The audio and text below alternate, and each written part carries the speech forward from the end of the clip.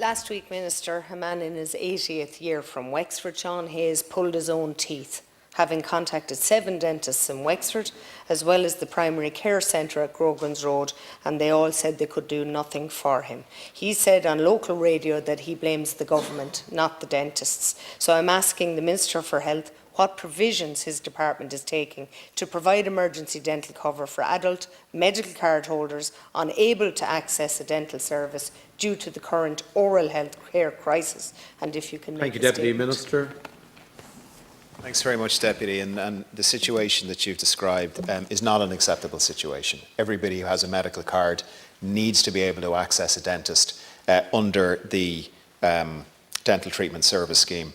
I think, as you have quite rightly identified, the number of dentists participating on the scheme has fallen. It's fallen very substantially over the last 2 years in particular. There's been a precipitous drop from 2019, 2021 into this year. I've looked at the figures for your own county, and that is seen in Wexford as well. Unfortunately, the majority of dentists who were on the scheme just 3 years ago, just before COVID, are no longer on the scheme, and that's causing huge pressure in terms of people in Wexford who have medical cards trying to find a dentist who is on the scheme. So what are we doing? There is a longer term solution to this, which is a root and branch reform of the dental treatment scheme. That's something that the Department of Health is engaging with the representative body, the IDA, on. But that's not enough, because it's going to take time for that kind of scheme to be negotiated and implemented. So in the meantime, for this year, I've allocated a very significant amount of extra money.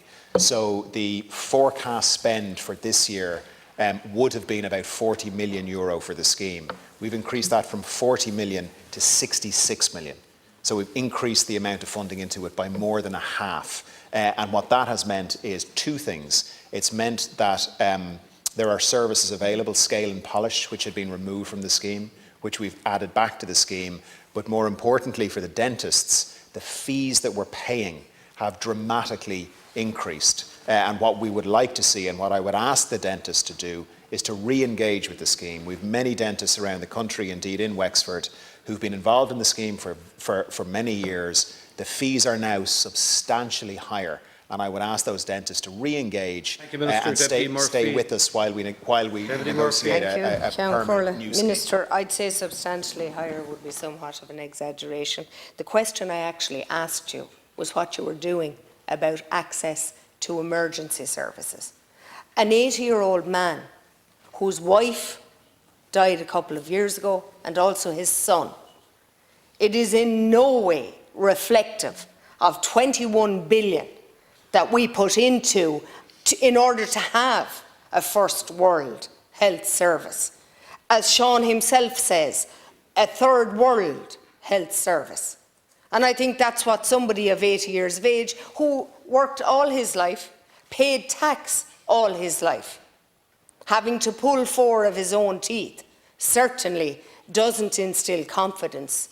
I'm not sure if he was here today that he would have been voting for the government in the no confidence motion. And they're his words on local radio in Wexford.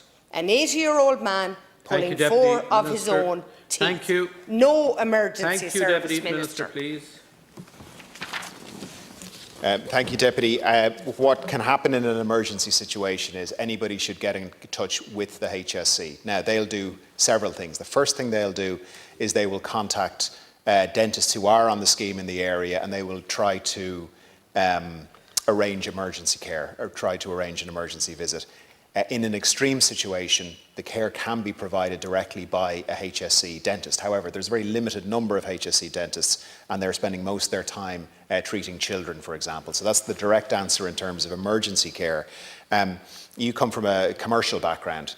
I think if you saw an organisation that had an increase in its revenue of over 50% in 1 year, if you saw revenue for going into an organisation going from 40 million to 66 million, I think in fairness, Deputy, you would call that a substantial increase, right? So let's not just dismiss an increase in funding in 1 year from 40 million to 66 million. Before you're finished waffling, Minister, let me tell you what your last PQ said from the HSE in relation to emergency services. The HSE is not resourced to provide treatment to adults and does not have the capacity to do so. PQ 28024 received a month ago. So clearly, Minister, what you've just told me about the HSE is a load of rubbish, and you haven't a clue. But a man pulling 4 of his own teeth, having paid tax in this country all his life, is criminal. Absolutely criminal, and you can't defend it, nor can you give me the answer as to where the next 80-year-old is supposed to go, rather than pull their own teeth. So unfortunately, it's not the 66 million we're discussing, it's the fact that we don't have emergency services for adults in Wexford, and you are not aware of it. Minister. The only person waffling here, Deputy, is you. You've dismissed a massive increase. You've said that an increase from 40 million to 66 million is not substantial. Nonsense. The only person talking rubbish here right now is you. You don't even have the courtesy to let other people in this chamber speak. We all just have to listen to your nonsense, your waffle, and your insults. I've just answered the questions. And by the way, you've just described the Irish healthcare system as a third world healthcare system. I wonder how many third world healthcare systems, and you've repeated it in here. I wonder how many third world healthcare systems you've been in. What an insult from you as an elected member to come in here. What an insult to all of the dentists, all of the doctors, to all of the nurses. So what we'll do while you waffle is we'll fix the problem.